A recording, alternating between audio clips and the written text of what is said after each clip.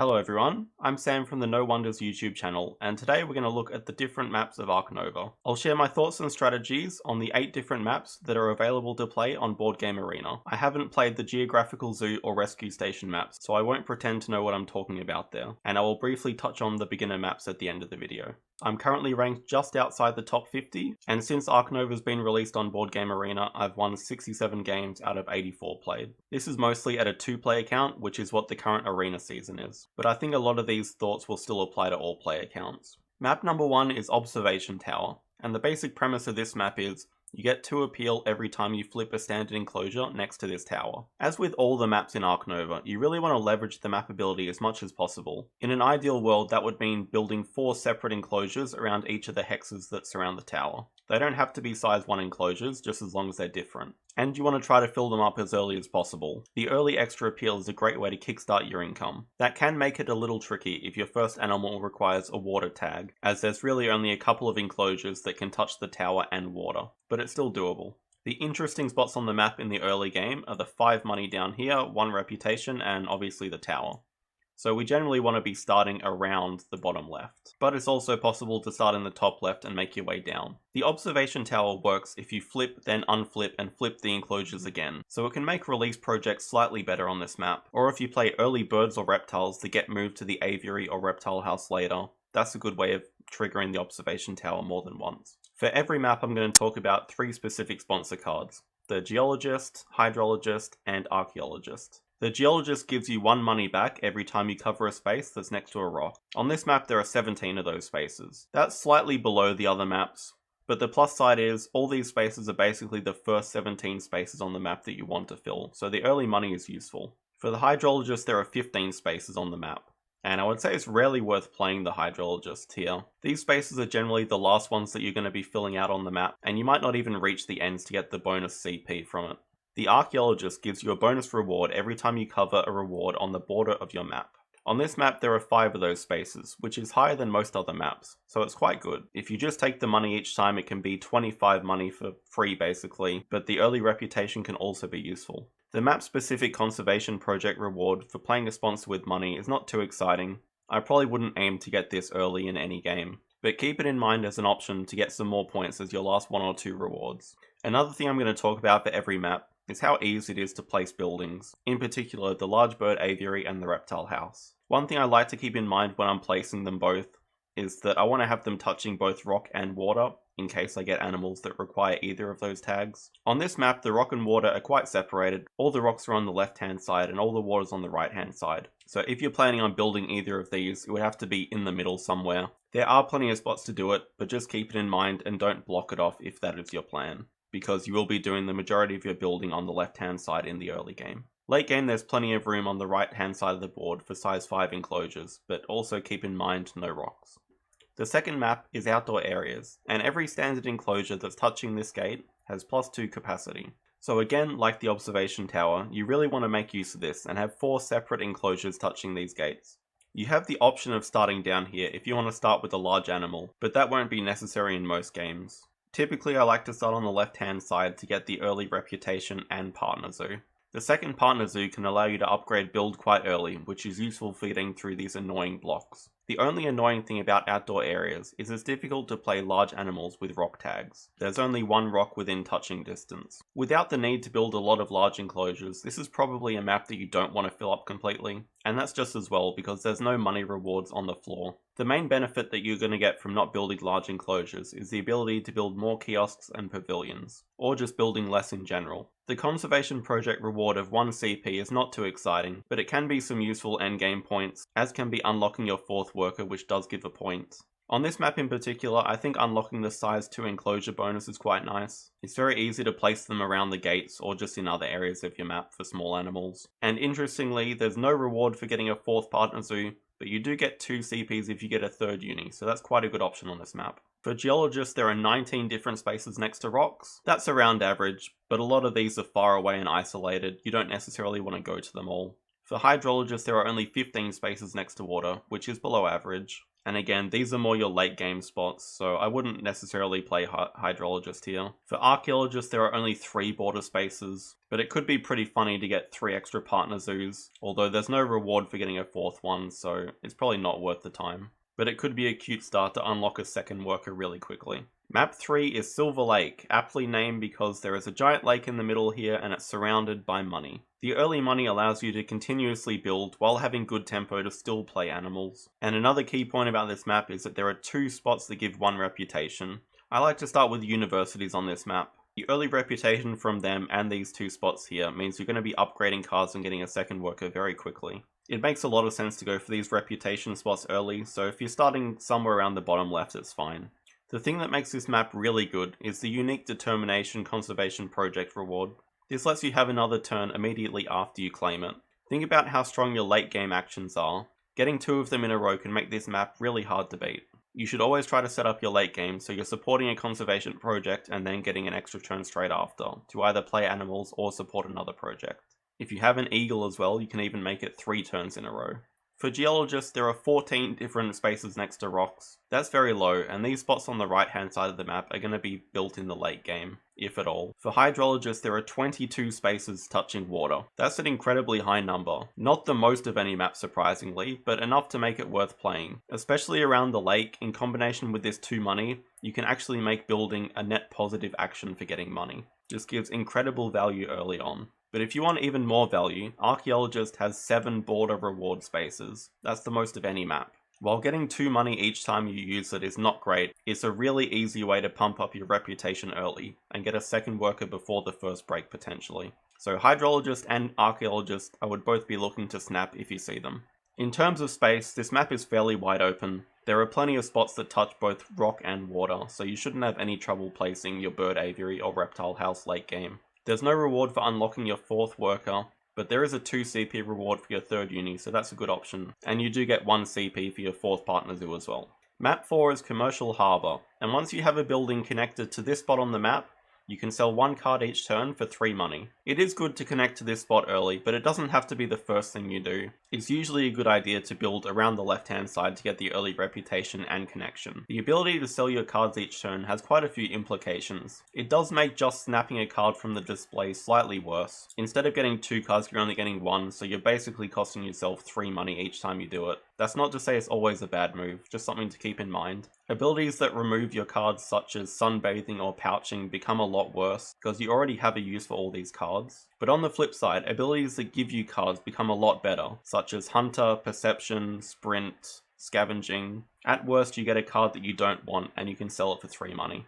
For that reason, getting more cards is always good, so you can look at upgrading cards quite early on this map. If you're starting on the left hand side of your map, then late game getting this ×2 can be a real bonus. In particular, using it on association can be very strong. The map-specific conservation project reward of a university is pretty useful. It can just be used as a late game point, as you do get 1 CP for getting your 3rd uni. Or if you have an early project that you want to support, you can also do that while getting a 2nd uni to upgrade a card. For Geologists, there are 23 spaces next to rocks. That's going to give you an insane amount of money throughout the game. And it's not even too difficult to connect to all these rocks for the bonus CP at the end. Similarly, Hydrologist has 21 spaces next to water. These are both definitely worth playing early. Archaeologist, on the other hand, only has 3 border spaces with rewards. That's the lowest out of any map. The 3 spots are also very far away from each other and isolated. It makes it difficult to get all 3 of them.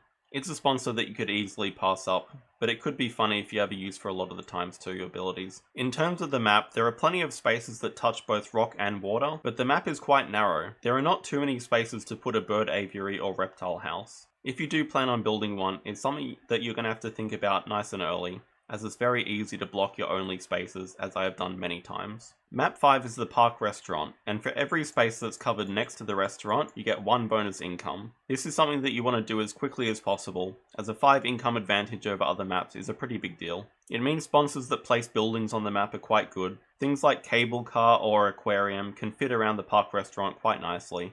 In terms of early game, wherever you start, you're going to be building towards the center of the map. The 1 reputation is probably the ideal spot to start, but the 5 money down here can be useful if you need it early, and it doesn't matter too much if you start at the top here either. Similar to Commercial Harbour, this is quite a narrow map. I think typically you'll spend the early game building around here. If you do cover these spots early, it means that there's really only one spot for the bird aviary that touches rock and water, which is here. I find myself placing it down there quite a lot. There's also some handy spots in the bottom left and top left corner of the map for size 5 enclosures. The unique conservation project reward of getting a bird aviary or reptile house can be really useful in the mid game. If you're planning on building one anyway, it's basically just straight up better than getting 12 money, because it saves you a whole action. Late game for points, you do get 1 CP for getting your 4th worker, and 2 CPs for getting a 4th partner zoo, but nothing for the 3rd uni. I don't find myself taking the 2 enclosure reward very often on this map, because I'll typically spend the early game building small enclosures around the middle of the map, and then late game I just want to build large enclosures around the outside. For Geologists, there are 25 spaces next to rock around the map. That is a stupidly high number, but funnily enough not even the highest out of any map. Geologist is definitely worth playing early, as you want to be covering the park restaurant early anyway. Hydrologist also has 25 spots next to water, and it's a similar story. A lot of these spaces you want to be covering early anyway. Archaeologist has 4 border spaces, which is what we'll see on most of the maps from here on out. It can be quite interesting to use to play a lot of sponsors, seeing as you probably will have a lot of money from the park restaurant, but otherwise just getting reputation or more money is a solid way to play it. Map 6 is Research Institute, and when you're connected to this spot in the bottom left corner of the map, it allows you to ignore one condition when playing animals. This can enable you to play more unconventional animals early. I've experimented with playing a fully throated animal and getting an extra worker, but for the most part I don't think you need to connect here right away. You can play your weird animals later.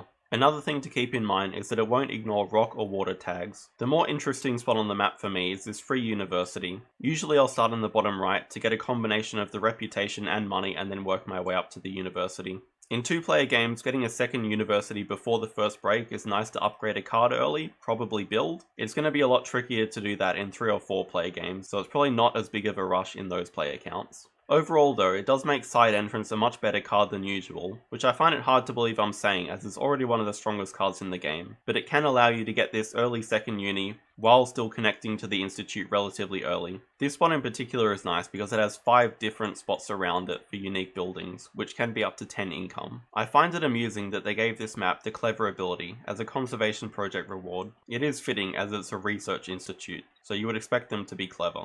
I don't find myself taking it very often. I would prefer to get the money or enclosures, but this can be useful in the mid to late game to cycle through your actions more efficiently. Something to keep in mind for the late game is that you do get 2 CPs as a reward for unlocking your 4th worker. That can make it a great last unlock for some extra points. Even though you do get a free university on the map, you don't get rewarded for getting a 3rd one, and you get 1 CP for getting a 4th partner zoo. This map is very wide open, so you shouldn't have too much trouble fitting in your bird aviary or reptile house. There are plenty of spots that touch both rock and water. For Geologists, there are 20 spaces touching rocks. That's about average. Most of them will be spots that you're covering in the mid to late game, but it's still worth playing early. For Hydrologists, there are 19 spaces next to water. Again, it's about average, but a lot of these spaces you do want to be filling in early. For Archaeologists, there are only 3 border spaces that give rewards. Again, I think that's the equal lowest for any map, but it could be funny if your opponent falls asleep at the wheel and you manage to take all 3 unis from them before the first break.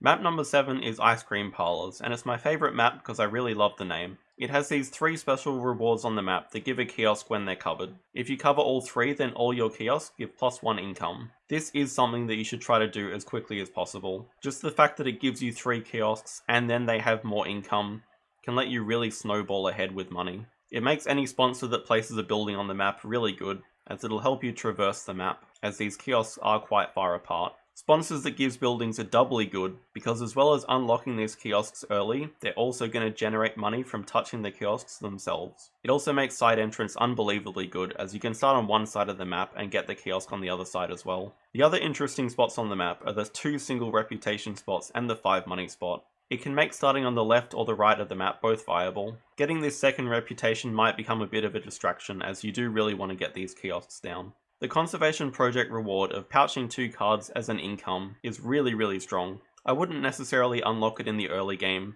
but in the mid and late game it is a great way to get some extra points. Unlocking the 4th worker also gives 2 CPs, and you get 1 CP for getting the 3rd university. This map can be really tricky to place buildings on. In a typical game plan, you're going to be cutting your way across the map to get all these kiosks, and that leaves very few spots that can touch water, so you do need to leave some spaces open for large animals with water tags towards the end of the game, if you happen to get any. If you see Geologist on this map, snap it up immediately. This is by far the best map for Geologists. There are 27 spaces next to rocks, and these are all spaces that you want to be filling in the early game. Money will be absolutely no issue if you have Geologist and all these extra kiosks. You can pretty comfortably stay away from Hydrologists though. There are only 11 spots next to water. That's the lowest out of any map, but it is fairly easy to connect to all of them for the CP at the end. Archaeologist has 4 border rewards, which is average. It can be useful for getting some more reputation. You probably don't want to be placing too many more kiosks, as it is hard to place them all. This is one of the maps that you are more likely to fill up, because you are getting 3 extra spaces covered by these kiosks, and you're also incentivized to surround the kiosks early to get more income. Map 8 is Hollywood Hills. Every time you cover one of these H's, you get a random sponsor card from the deck. If you cover all 3, then all sponsor cards are 1 strength cheaper to play. Sponsors is typically the action that I'm least likely to upgrade in any game, but on this map it becomes really worthwhile doing. You're obviously going to have a lot more sponsors than usual that you want to play. Upgrading sponsors helps you play them faster, and you might also draw into sponsors that require the upgraded tag. You don't necessarily have to cover all 3 H's as quickly as possible. This is going to give you a lot of extra sponsors in your hand that will be hard to play, but it is something that you want to do relatively quickly. Good sponsors can really set up your game from the beginning, so having more likelihood of getting the good ones is great. Because you will have all these extra cards, I'd nearly always try to start with the 5 card hand limit University. That will allow you to keep all the sponsors in your hand without having to discard them. Starting at the bottom or the right hand side of the map is fine. Usually the first 5 spaces I'll cover will be these 5. Because of the high variance in the quality of sponsor cards, this is probably the most luck-based map. If you don't hit good sponsors early, you're really going to struggle against other maps. And if you're playing against someone else with this map as well, games can easily be decided before the first break just based on sponsor quality alone. The unique conservation project reward of the partner zoo is okay for late game scoring. You get 1 CP for unlocking the 4th partner zoo. You also get 1 CP for unlocking the 4th worker and the 3rd university. These are all options to keep in mind late game. The map is reasonably wide open. Just keep in mind if you want a spot that touches rock and water, it's going to have to be somewhere in the middle, as they are divided along the middle line. For Geologists, there are 15 spots next to rocks. That's kind of below average, but these are basically the first 15 spots that you want to build on, so it's not too bad. Hydrologist has 19 spots next to water, which is a bit more, but they will come later in the game. Archaeologist has 4 border spaces, which is average. The H's won't count for this, so you're probably just going to get a lot more money this way. And now we'll briefly touch on the 2 beginner maps. This is map A, the recommended map for your first game. You can see it's very beginner friendly with a ton of rewards on the map. And these are really good rewards too, like 2 reputation in each corner, 10 money over here, an extra worker over here. I think it's almost always worth making a beeline to this extra worker and 10 money. It'll just enable you to do so many things early. You also start with a size 3 enclosure next to both rock and water, so you have a lot of possibilities for opening animals. There are also very generous rewards of 2 CPs each for unlocking your 4th worker, 4th partner zoo, and 3rd university. The unique conservation project reward of 1 CP income is also very generous. This is map 0, which is also one of the beginner maps. It's very similar to map A. You have these great 2 reputation spots on the map, with 10 money in the middle that you should generally work towards. If you start with the university that gives 2 reputation, you can upgrade a card with this second action of your game by getting this 2 reputation. The conservation project reward of 1 CP income is the same as the other map, and you do get 2 CP as well for the 4th worker, 4th partner zoo, and 3rd university. Again, with this extra 10, 5, and 5 money should not really be an issue. You have a lot more than usual, and the map is very wide open with lots of intermingled water and rock spaces. So that was my thoughts and strategies for the 10 different maps of Ark Nova. Let me know in the comments if you have any questions. Let me know in the comments if you think I missed anything important about these maps. As well as teaching, I'm also still looking to learn myself. Thanks everyone for watching, and see you next time.